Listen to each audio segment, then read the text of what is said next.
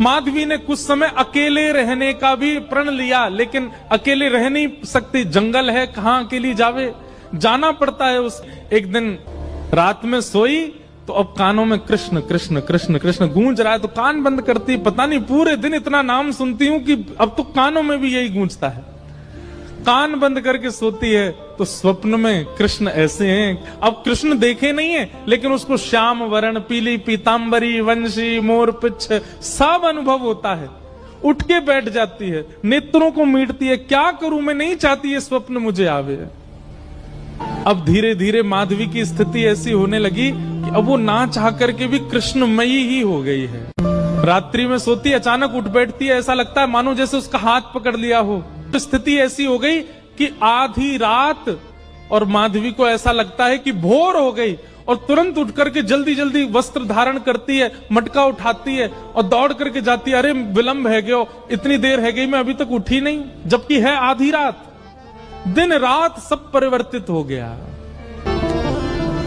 पहुंच गई यमुना तट, और यमुना तट जाकर के देखा एक भी गोपी नहीं है, तो माधवी को लगा कि मैं विलंब से आई हूं, सब शायद जल भर के चली गई हैं।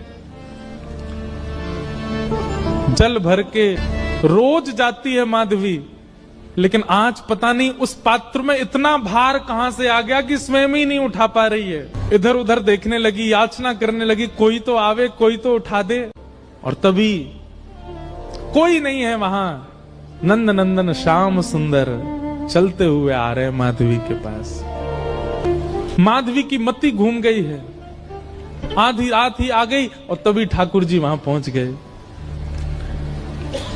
पहले तो चाल देखी तो चाल पर मोहित हुई, फिर जब वक्ष देखा तो वक्ष पर, जब हाथ देखे तो हाथ की चलन पर मोहित हो गई, और मुख देखा तो भूल गई सुध बुध।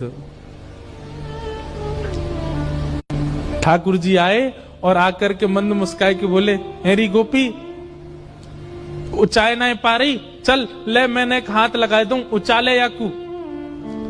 और एक तरफ से माधवी ने मटकी पकड़ी और दूसरी तरफ से ठाकुर जी आकर के नन्हे से गोपाल जी ने जैसे ही हाथ लगाया, मटकी उठने लगी।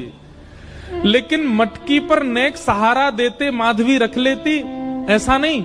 ठाकुर जी मटकी उछा के, जैसे जैसे मटकी उछ रही है वैसे वैसे ठाकुर जी लंबे होते जा रहे हैं, और बिल्कुल माधवी के नेत्रन के सामने आकर के खड़े है गए। कटाक्ष नेत्रों के सामने कोई गोपी टिक नहीं पाती, और माधवी को ठाकुर जी प्रत्यक्ष देख रहे हैं, सामने खड़े हैं। और वो एक क्षण के लिए जो रूप माधुरी का दर्शन हुआ,